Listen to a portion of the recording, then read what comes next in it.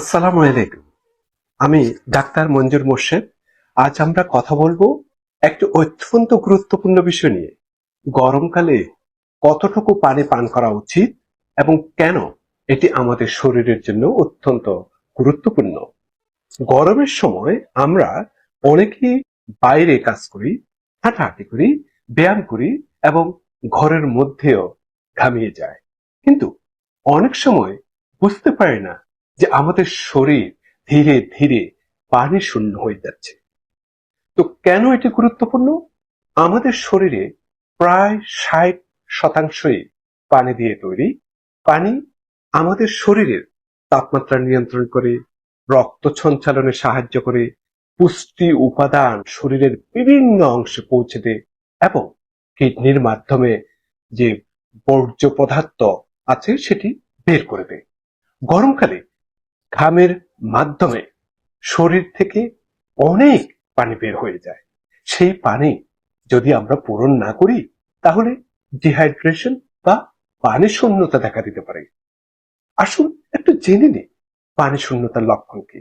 অনেকেই মনে করেন তৃষ্ণা পেলে শুধু পানি খেতে হবে, কিন্তু তৃষ্ণা লাগা অনেক সময় ডিহাইড্রেশন দেরিতে দেখা দেওয়া একটি লক্ষণ।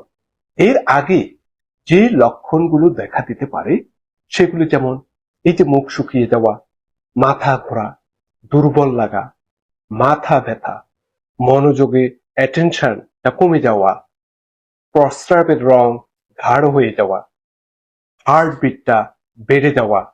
বিশেষ করে বয়স্ক মানুষের ক্ষেত্রে ডিহাইড্রেশন দ্রুত গুরুতর সমস্যা তৈরি করে। তাহলে দিনে কতটুকু পানি পান করা উচিত?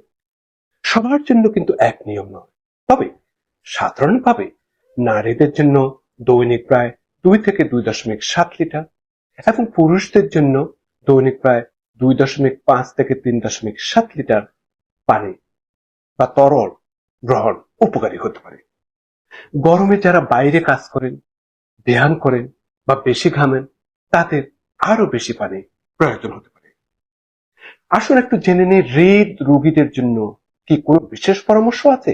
হ্যাঁ, যাদের হার্ট ফেলিউর, কিডনি রোগ বা বিশেষ কিছু চিকিৎসাজনিত সমস্যা আছে, তাদের জন্য অতিরিক্ত পানি পান করাও ক্ষতিকর হতে পারে। তাই যদি আপনার ডাক্তার তরল গ্রহণের সীমা নির্ধারণ করে দিয়ে থাকেন, যেমন হার্ট ফেলিউরের ব্যাপারে, কিডনি ফেলিউরের ব্যাপারে, তাহলে অবশ্যই সেই নির্দেশনা মেনে চলবেন। শুধু পানি হলেই হবে? পানি সবচেয়ে ভালো, তবে গরমে অতিরিক্ত ঘাম হলে শরীর থেকে সোডিয়াম এবং অন্যান্য খনিজ বের হয়ে যায়। সেক্ষেত্রে আপনি ডাবের পানি, লেবুর শরবত, এই ফলমূল যেমন তরমুজ, তারপর কমলা বেশ উপকার দিতে পারে। তবে অতিরিক্ত চিনিযুক্ত কোমল পানীয় বা এনার্জি ড্রিঙ্ক যতটা সম্ভব এড়িয়ে চলবেন। একটা সহজ নিয়ম বলি, আপনার প্রস্রাব যদি হালকা হলুদ বা প্রায় স্বচ্ছ রঙের হয় তাহলে সাধারণত বুঝবেন আপনি যথেষ্ট পানি পান করছেন। আর যদি গাঢ় হলুদ হয় তাহলে শরীরে পানির ঘাটতি থাকতে পারে। পরিশেষে বলবো, গরমকালে পর্যাপ্ত পানি পান করা শুধু তৃষ্ণা মেটানোর জন্য নয়, এটি আপনার হার্ট, মস্তিষ্ক, কিডনি এবং পুরো শরীরকে সুস্থ রাখতে অত্যন্ত গুরুত্বপূর্ণ। তো আজ থেকে একটি পানির বোতল সব সময় কাছে রাখুন এবং নিয়মিত অল্প অল্প করে পানি পান করুন। আমি ডাক্তার মঞ্জুর মোর্শেদ। ভিডিওটি ভালো লাগলে শেয়ার করুন, আপনার পরিবার এবং বন্ধুদের সচেতন করুন এবং স্বাস্থ্য সম্পর্কিত আরো তথ্যের জন্য আমার নতুন পেজ ডক্টর মঞ্জুর মোর্শেদ ইউএসএ অনুসরণ করুন। আল্লাহ হাফেজ।